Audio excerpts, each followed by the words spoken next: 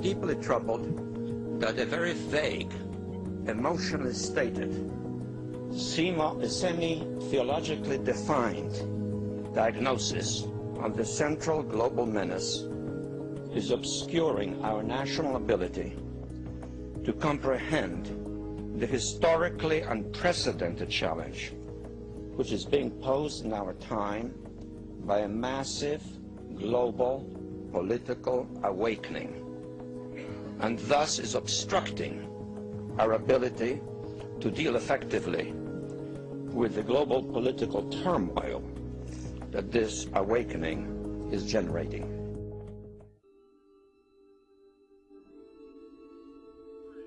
Why do you put mercury in the vaccines, stannosodium fluoride in the water? Why? Why do you put cancer viruses in the vaccines? Why have you used depleted uranium now in 4 separate nations? You're arrogant. You have the sickness that elites have had throughout history in their literal and, in some cases, figurative ivory towers. You believe that you're invincible. You will and you are failing now. Your New World Order will fall. Humanity will defeat you.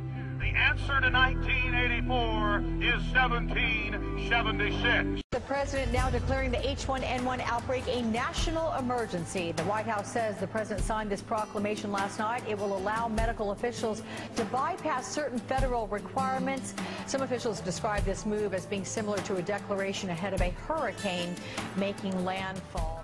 Doctors in Canada are being told to stay away from a batch of 170,000 swine flu vaccines following 6 reports of allergic reactions. The vaccine in question was produced by GlaxoSmithKline. 6-year-old Nakaya Torres is all smiles now, but her mother Naomi Troy is still fuming about a medical mistake at PS 335 in Brooklyn. When the nurse there mistook Nakaya for another student, she was given the H1N1 vaccine without parental consent. She's not a guinea pig. You don't make a mistake with children's lives. Has a lot of questions tonight after he says his son was given the H1N1 vaccination at school without his permission. The child got the vaccination from Montgomery County health officials at Camargo Elementary School. But his dad says the child has other health issues that make this vaccination potentially dangerous. A Northern Virginia family dealing with a stunning turn of events. Their healthy, athletic son suddenly comes down with a debilitating illness. They believe it's connected to a swine flu vaccine he got 24 hours earlier. Thursday afternoon, he got his flu shots.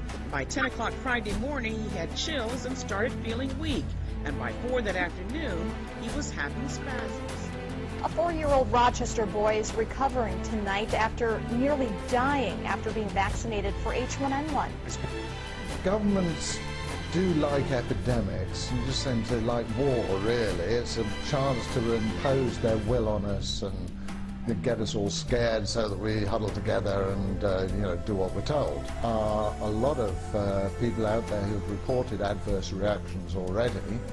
In Sweden, those adverse reactions have included 8 people who died in the days after receiving GlaxoSmithKline's Pandemrix vaccine. And there's so much data out there that concerns me, and a lot of what vaccines are made out of. A lot of the toxic elements that are actually in vaccines. Harry Emmons got a tetanus and a pneumonia shot in June. Now he's in a wheelchair, his legs paralyzed, his arms weak. The shots caused Guillain-Barré syndrome. Very low concentrations of mercury were added to the culture medium for 20 minutes.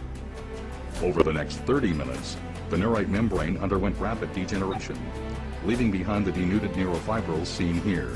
Diluted a lot and still have enough to suppress the immune system, especially if you got 2 vaccines or 3 at one time. Now you're asking people to get 3. That's a tough sell. Well, Meredith, I think you hit the nail on the head. This is going to be a public relations, trust your government and your health officials, public campaign. Public campaign. Public campaign. 70% of us had refused the vaccinations. We're going to not get vaccinated with H1N1 or seasonal flu vaccines this year. So what do? Placed in that situation, you create what's called shortage marketing. You claim that something is in short supply, and that creates this whole fright and fear and movement of the consumers to stand in line, roll up their sleeves to get vaccinated. It's a complete scam. Having said that, does it work to mandate? I think what would work better would be to say that there was a shortage and people tend to line up more for something that's in demand. We saw that there was one season where really people lined up all night to Right. get a flu shot, and There's three major reasons why the H1N1 for children is not safe. They say it right in the package insert from the manufacturer. It says right here, virus vaccine manufacturer, safety and effectiveness of the H1N1 2009 vaccine have not been established in pregnant women, nursing mothers, or persons less than 18 years of age. They say it right there in the packaging insert. The force that's saying be vaccinated is the force that created the virus which they're saying be vaccinated against. They're doing this to get access to the global population for very, very malevolent reasons. Internal documents show that after this company positively, absolutely knew that they had a medication that was infected with the AIDS virus, they took the product off the market in the U.S. and then they dumped it in France, Europe, Asia, and Latin America.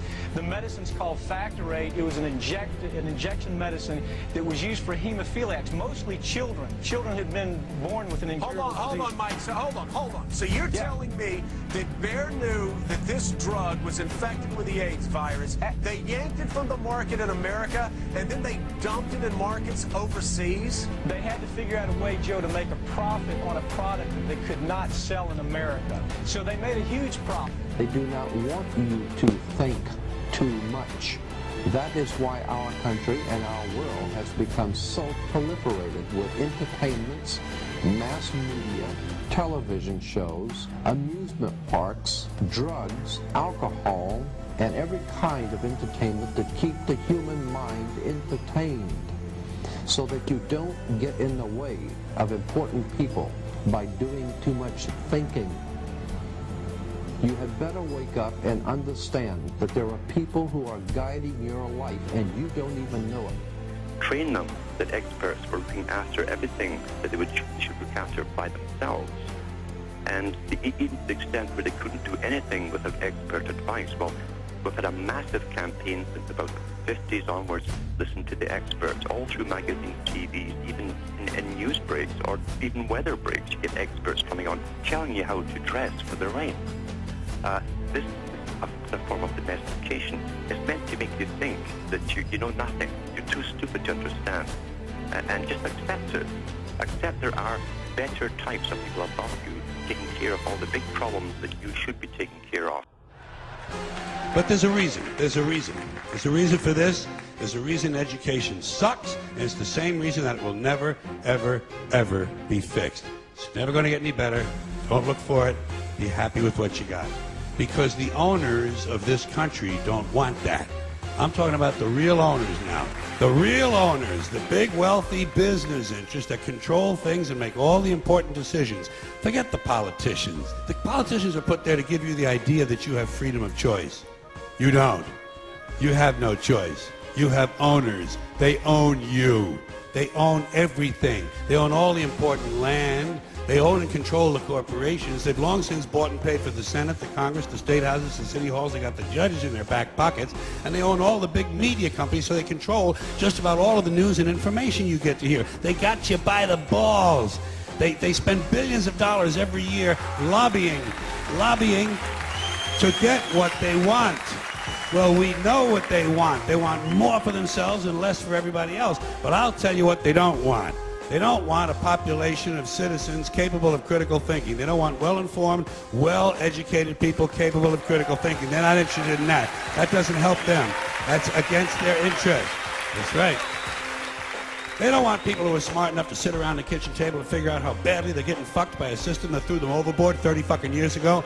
They don't want that. You know what they want? They want obedient workers. Obedient workers. People who are just smart enough to run the machines and do the paperwork and just dumb enough to passively accept all these increasingly shittier jobs with the lower pay, the longer hours, the reduced benefits, the end of overtime, and the vanishing pension that disappears the minute you go to collect it. And now they're coming for your Social Security money. They want your fucking retirement money. They want it back so they can give it to their criminal friends on Wall Street. And you know something? They'll get it. They'll get it all from you sooner or later because they own this fucking place. It's a big club, and you ain't in it.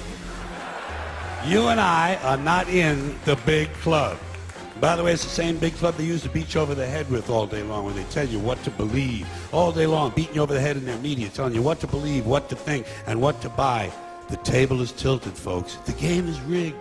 And nobody seems to notice. Nobody seems to care. Good, honest, hard-working people, white collar, blue collar, doesn't matter what color shirt you have on. Good, honest, hard-working people continue. These are people of modest means. Continue to elect these rich cocksuckers who don't give a fuck about them. They don't give a fuck about you. They don't give a fuck about you. They don't care about you at all. At all. At all. Yeah. You know?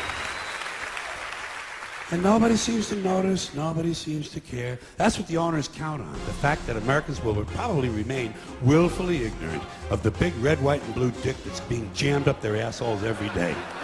Because the owners of this country know the truth. It's called the American dream, because you have to be asleep to believe it.